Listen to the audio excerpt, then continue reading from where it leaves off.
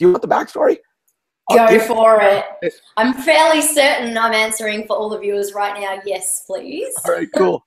Well, when we were so deep in debt, we had 2 stores at that time, and we had to sell one of the stores because we had to get some debts paid off. We had creditors coming down our throats. And I don't know if you've ever experienced it, Emily, but when you have to sell something to make things work, you know that puts out a certain energy.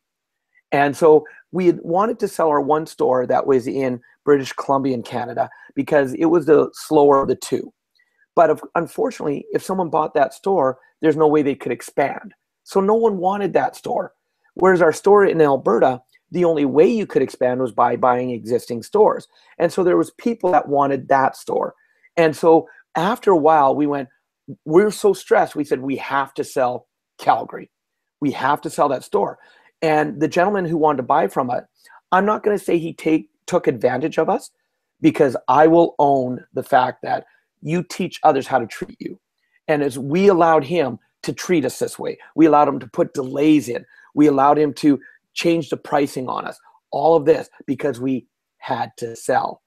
And after months of frustration, months of stress, we ended up selling the store, and we ended up financing the whole thing. So now instead of getting a lump sum, we were actually getting monthly payments, which didn't help us. And I was so stressed. And family, when we said we're done, family going, well, what are you going to do? I actually started going and applying for jobs at factories. And they're like, well, what do you do? I own a business, but I want to do this. Well, why do you want to work for us? Well, because I'm tired of that. And they wouldn't hire me because they didn't think I would be reliable, because if something went wrong with my business, I'd have to go and take care of it. But that was the kind of the stress we got to. And it was 2 months after we sold that first store that we were introduced to personal development. And our first program we took as students after the 3-day weekend was Warrior. Warrior. I know Warrior. I just finished teaching one last weekend in Georgia. And my all-time favorite course, we learned about personal power. And it was right after that course, my wife and I we still own one store, but we're not as stressed anymore. We've now systemized the store that is a passive income. So our whole mindset went, if it sells, great. If it doesn't, no problem. We're making passive income now. And because we switched our mindset, all of a sudden 3 people wanted our store. All of a sudden, out of the woodwork. Nobody wanted it before. We were different. Not that the situation was different, but we were different. We went to the first person. We said, look, here's the deal. Here's the price. Not negotiable. Here's the possession date. Not negotiable. We'll give you all the good. We'll give you all the bad. We'll give you all the ugly. We'll give you everything, and we'll live up to our end. You live up to your end, we'll keep the deal going. But the moment you don't, the deal's done, and we'll go to the next person. Are we being clear? And he's like, yep, we're clear. And so everything was going perfect until the day he was supposed to put down a $5,000 non-refundable deposit. Oh. And he was supposed to meet me at a coffee shop. He didn't show up. So I get on the phone and I said, as a warrior, I learned your word is law. Yes. So I phoned him up. I said, what's going on? He goes, well, and he starts to hum and haw. So I said, okay, deal's done. And I hung up the phone. And in my mind, I'm going, I've worked. But I'm like, no, I'm a warrior. I said this is the way I've lived up to my end.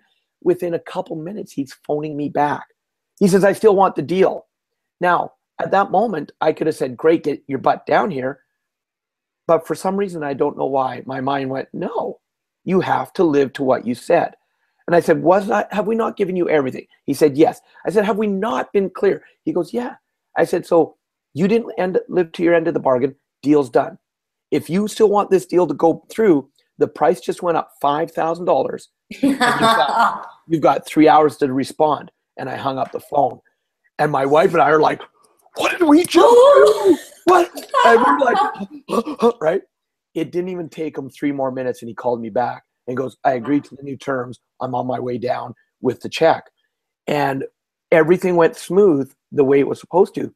And so our lesson from that was, from the first time being so stressed out and allowing someone to put us through the ringer, to all of a sudden we took control and we owned our energy. We owned our decisions.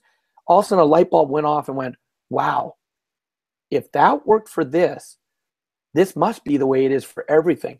And we started to own who we are, and actually, and not in an ego way, but we owned our authenticity, and that we're not willing to allow others to take advantage of us. And that was a big shift in our life right there. It's so interesting, isn't it? You know, the less you need something, the more it shows up in abundance. But when you have that energy of need, it's almost like an instant repeller. You know, you may as well just be asking them to say no, you know, but it is very difficult, and it's a discipline to get into that mindset to not need something and to detach emotionally from something. So that is such an awesome story.